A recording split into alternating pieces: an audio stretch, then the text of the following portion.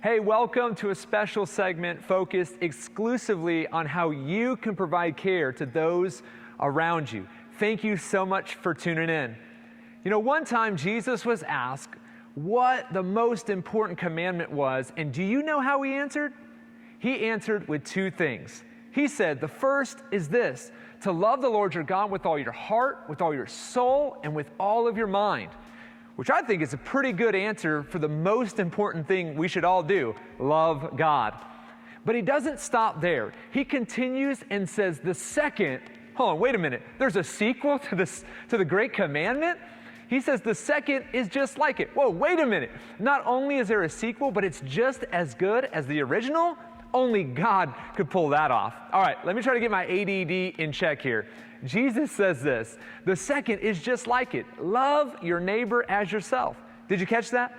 Jesus just said that we as Christ followers are to love God with all of our heart and love our neighbors as ourselves. Now, that sounds great.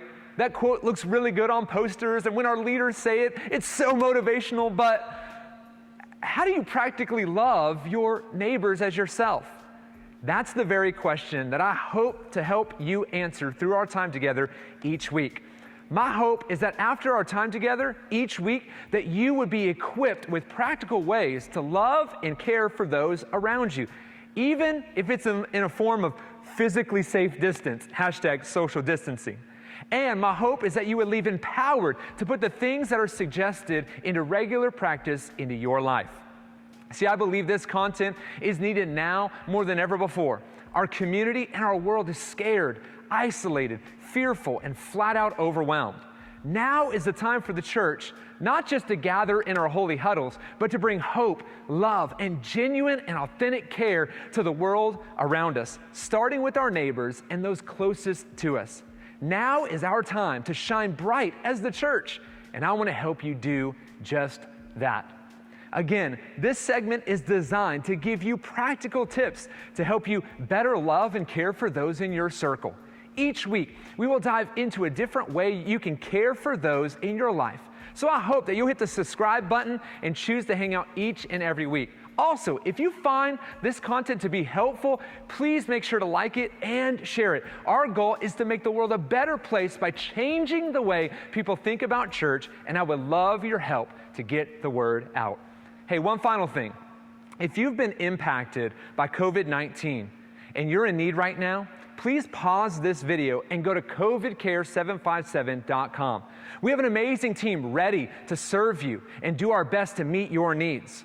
Also, if you want to join in the efforts of providing care to our community, we need your help. So sign up to help at covidcare757.com. Well, hey, let's jump in to this week's content. Today, we're going to be looking at how we can provide care to those around us through empathy. Now, before you check out, stick around and hear me out. I'm convinced what our world needs now, more than ever before, is a revolution in empathy. And after studying this topic over the past 2 weeks, I'm more convinced than ever it's what we need right now. I also believe the best way you're going to provide care to those you love and care about during this time will be by displaying and showing and acting with empathy. So let's dive in. According to the dictionary, empathy is defined as the ability to understand and share the feelings of another. Now, I think that's an okay definition, but I really think it's so much more than just that. So I came up with some additional definitions of empathy. Empathy is choosing to see the world from someone else's point of view. Empathy is seeking to better understand others before convincing them to understand you. Empathy is showing genuine and sincere concern for others. And finally, empathy is choosing to see beyond yourself to see the external and possible internal challenges and needs of others. Now, of equal importance, I need to define what empathy is not. Because many of us think we're being empathetic, including yours truly, but many times we're not. So let me help you see what empathy is not. Empathy is not sympathy. Sympathy is feelings of pity and sorrow for someone else's misfortune. Pity says, bless your heart, or poor child, or that stinks for you. Empathy is not the same thing as sympathy. Empathy is not simply just thinking about others. Empathy is taking that thought and putting it into heartfelt action. Empathy is not fixing the other person or the circumstances in their life. For many of us, this is a challenge because many of us are fixers by nature. I'm a fixer by nature. If you got a problem, I'll solve it. However, empathy is not about solving someone's problem or trying to fix them. Empathy is simply being with them and showing genuine and heartfelt understanding and sharing their concern. Finally, empathy is not giving advice, educating someone, or trying to teach someone a lesson.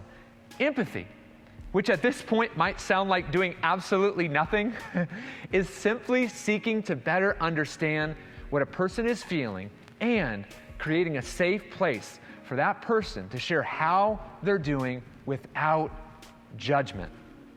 Hey, now that we know what empathy is and what it's not, how do we practice empathy practically? I want to share with you 6 steps you can take to better empathize, to show care through empathy with the world around you. Step 1, listen to your heart. Have you ever been doing something and just suddenly, like out of the blue, you start to think about someone? You may have not seen this person or recently interacted with them, but for some strange reason, they pop into your head. Have you ever been thinking about someone and out of the blue, you have the idea to maybe write them a card or call them or send them a gift? Okay, one more. Have you ever randomly thought of an act of kindness that you know would encourage someone in your life? That's what my wife and I affectionately call the heart drop. It's like out of the blue, God just drops a thought or a person into your heart. I'm sure we're not the only people who experience the heart drop. I'm sure you've experienced it too. And what I've come to learn is the heart drop is an invitation to empathy. It's like God's little way of enlightening or nudging our heart to reach out to someone in our lives. See, when that happens to you, I want to encourage you to listen to your heart because God is setting you up to be used by Him in the life of someone who needs it more than you can know. Step 2, take action with no ulterior motivation. In other words, don't let the heart drop stop in your heart. Move it to an action. Your action may be simply picking up the phone and reaching out to someone. It could be purchasing a special gift. It could be writing a card or simply sending a text message. Whatever your action step is, keep it pure. Make sure the sole motivation is expressing genuine care and concern for that person. We had someone do that for our family recently. Some of our friends were praying and God dropped our family into their hearts and they took action and sent us a check in the mail. My wife and I were in tears when we opened the letter and saw the check. It was not only a financial blessing, it was an answer to a prayer my wife and I had been praying. Our friends, totally unaware of our prayers to God and our financial need, listened to their heart and then took action, and God used them to encourage us. I wonder who God is setting you up to encourage during this time. Listen to your heart and take action, and watch how God uses that to bless and encourage those around you. All right, step 3, seek to understand. Let's say your heart drop was to pick up the phone and reach out to someone you haven't seen in a while. Let's say they pick up the phone and now you're on the other line. Your desire should always be to seek to understand. Resist the temptation to immediately start talking about yourself. Resist with all your might that natural urge. Because empathy says, I want to better understand you and how you are doing even if I've got a lot of stuff going on in my own life and I wish more people knew about it. One of the best ways to seek to better understand what's going on in someone else's life is to ask meaningful questions. Here are a few questions. I want to encourage you to ask those that maybe are on your heart today. How are you? How is your family? How are your parents doing? How are your kids? How's your spouse holding up? How are things at work? How are things at school? How are you processing everything going on right now? See, asking meaningful questions shows genuine interest in others and lets them know you care about them. See, when people ask us questions about us, it feels good. And guess what?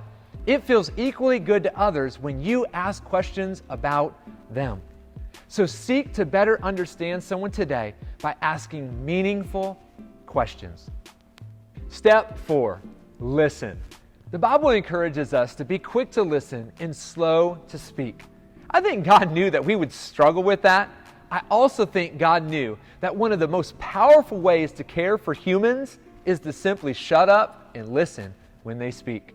See, as a pastor and as a husband, I've had to learn this lesson the hard way many, many times. Sometimes I struggle to know when to stop talking and to simply listen. I'll admit it. I sometimes also struggle with judging someone too quickly, and you might be guilty of that too. Sometimes, instead of really listening to others, we immediately jump to judging others and criticizing them. I want to encourage you to resist the pull to do that, because the moment you do, you're no longer functioning with empathy. Also, as mentioned before, when other people start talking, most of us immediately start thinking about being helpful and we start crafting our superb advice instead of slowing down and simply listening. Now, it might be great advice, but if you're wanting to practice empathy, don't strive to give advice, strive to listen. Man, I feel like I'm really helping some married couples right now. So I know this is going to be a hard step, but choose to turn off the fix-it mentality and simply choose to listen and better understand where someone is coming from or what they're dealing with before jumping to a solution. Again, pay close attention so that you can pick up on how a person is feeling and the details that matter most to them. Step 5, respond with gentleness. Okay, fellas, stick with me here. You've made it to the response section. Time to fix everything, right? No. Empathy, again, is not about solving someone's problem or fixing them.